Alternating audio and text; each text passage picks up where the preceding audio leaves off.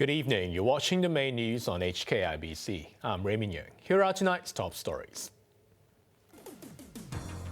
3 residential sites are set to go on the market with room for 2,500 flats. Former lawmaker Ted Hui is jailed in absentia for contempt of court by jumping bail. And a vaccine station is set to open as vaccine passes for youngsters take effect.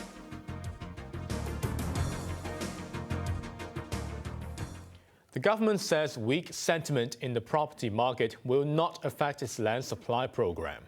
3 more residential plots are to go on sale to provide more private flats. Maisie Mock reports.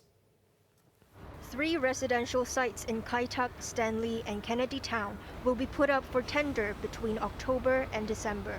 They are expected to provide a total of 2,500 flats.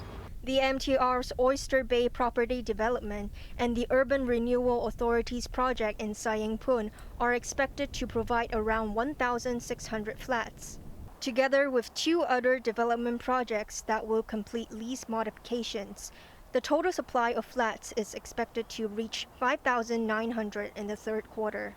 Taken together with the 6,000 flats from the first 2 quarters, the total from April to December is expected to be 11,900, over 90% of the annual private housing supply target.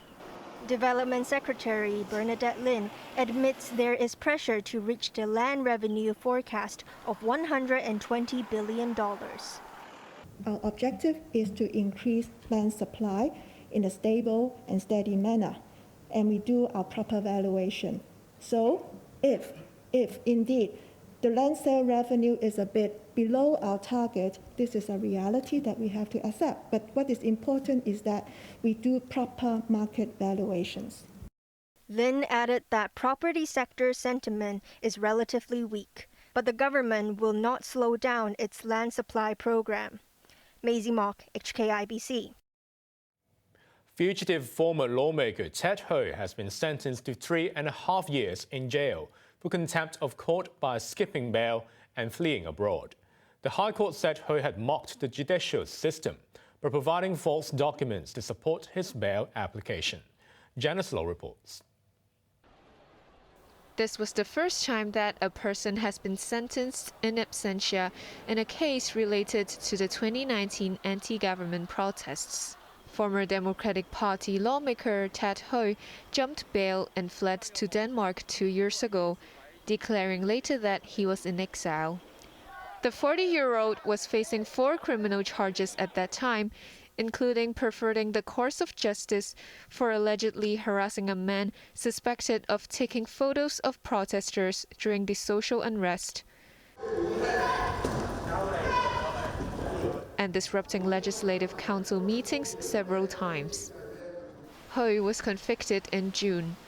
In handing down the sentence today, High Court Judge Andrew Chan said Hui had shown no remorse and had mocked the judicial system by furnishing a false invitation and itinerary for the overseas trip during which he absconded. Taking into consideration the use of false documents and the impact Hui's absconding had on the criminal judiciary system, the judge sentenced the former lawmaker to 3.5 years in jail and made him liable for the legal fees. Hui is currently in Australia, which has suspended its extradition treaty with Hong Kong in the wake of the national security law. Writing on Facebook, he shrugged off the sentence and vowed to continue his activities. Janice Low, HKIBC. Hong Kong's daily COVID caseload has surpassed 4,000 again after 2 days. Of today's 4,269 cases, all but 245 were transmitted locally.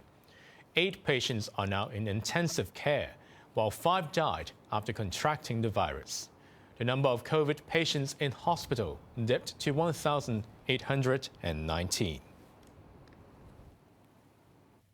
The government says not too many children will be affected when vaccine passes are required for the 5 to 11 age group from tomorrow. Officials also plan to use more containers as vaccination stations so that sports centers can revert to their intended use. Macy Mok reports. The Lai Chi Kok Park Community Vaccination Station swings into action tomorrow, offering Sinovac vaccines to children from 6 months up. The station consists of 2 containers, one to administer jabs and the other for registration.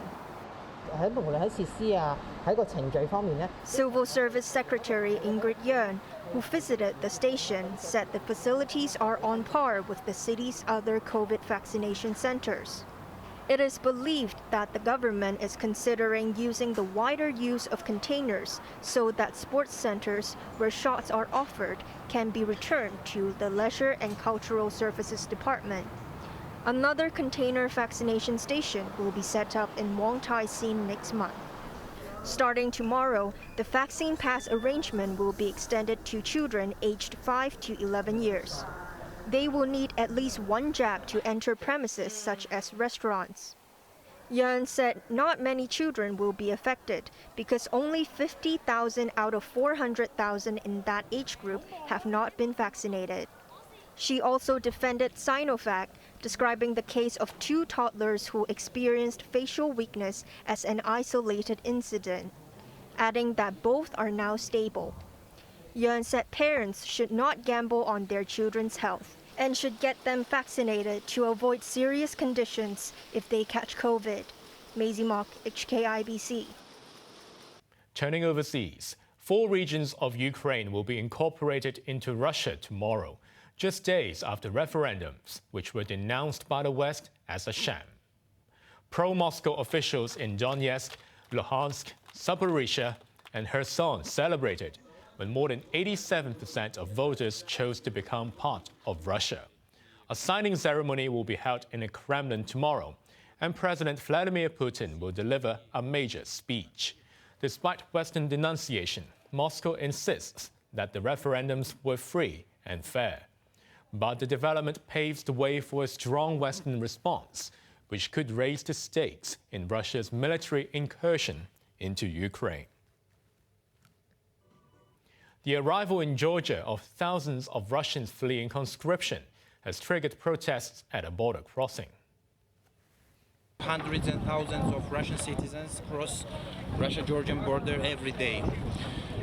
Georgian side has no precise information who those individuals are and what their real intention is while arriving in Georgia. We believe that such kind of migration from Russia in Georgia poses an imminent threat to Georgia's national security, Georgia's economy, and stability in general.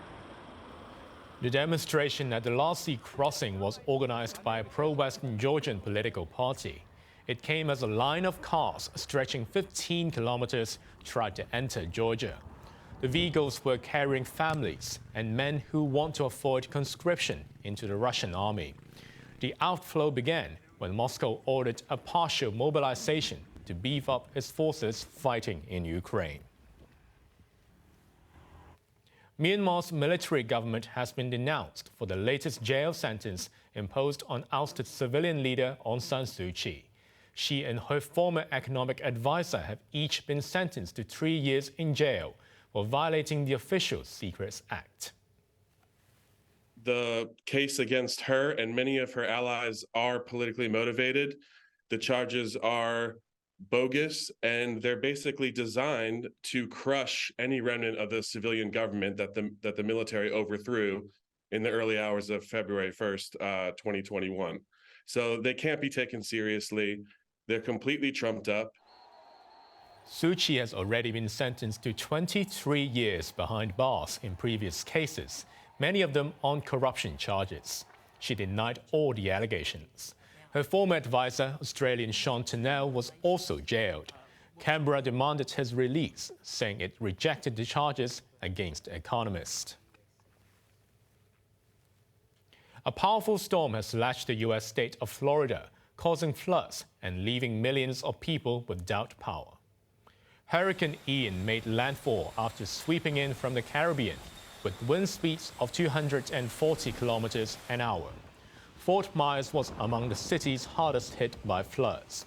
Streets were covered with water, forcing residents to stay indoors. About 2.5 million homes and businesses in the state suffered power cuts. The hurricane has been described as the biggest flood event ever seen in southwest Florida. It has been downgraded one notch from Category 5, but people have been advised to remain cautious.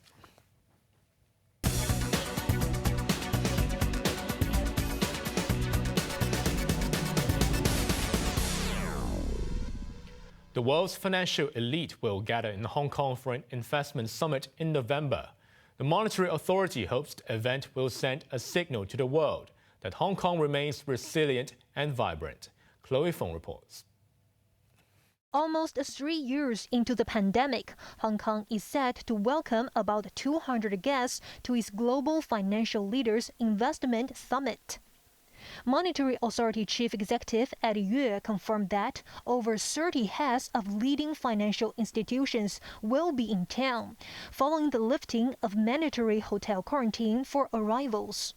He described the summit as a physical event in which participants can meet their staff and clients in person and establish new relationships. HSBC Chief Executive Noel Quinn and his Standard Chartered counterpart Bill Winters will be joined by senior executives from high-profile corporations, including Goldman Sachs, UBS, Citigroup, BlackRock, Morgan Stanley, Blackstone, KKR, and JP Morgan Chase. The summit, under the title Navigating Beyond Uncertainty, kicks off on November the 1st with a closed-door meeting, followed by a gala dinner at the M+ Museum in West Kowloon. The following day, Chief Executive John Lee and Financial Secretary Paul Chen will be the keynote speakers at the Four Seasons Hotel ahead of panel discussions. Topics include stagflation risks, rising interest rates, geopolitical conflicts, green finance, and innovations in artificial intelligence and big data. The much-touted summit comes after Hong Kong slipped behind Singapore to 4th place in the Global Financial Centers Index. The Lion City will be hosting a fintech forum that coincides with the Hong Kong event. Chloe Fong, HKIBC. Hong Kong's equity market extended its losing streak, falling to a fresh 11-year low. The main benchmark retreated 0.5%. Mainland electric vehicle maker Leapmotor ended 33.5% down on its debut. Another newcomer, Onewo, the property management unit of developer China Vanke, slumped nearly 7%. 22 blue chips tumbled to their lowest levels in at least 1 year. Alibaba, however, defied the downward momentum and jumped nearly 3%. CK Asset rebounded from a half-year low, gaining almost 2% after agreeing to sell a luxury mid-levels project to a Singapore-based wealth manager. The $21 billion deal surprised the market as the property sector remains weak. Now let's take a look at the markets. The Hang Seng ended the day down by 85 points. To the top 10 active stocks, Tencent lost $3.40. Alibaba picked up $2.15, while Meituan was up $1.40. Ping An Insurance was down by 65 cents. BYD lost $4.20, while JD.com was up by $1. To the forex trading against the Hong Kong dollar, the euro's at 7.62, pound sterling at 8.51, while the Australian dollar at 5.08. Over in Europe, the London FTSE is currently down by 82 points. On to the weather now. Cloudy with a mix of thunderstorms and sunny intervals tomorrow. Temperatures will range between 26 and 31 degrees, becoming dry again over the weekend. Now let's take a look at the weather around the world.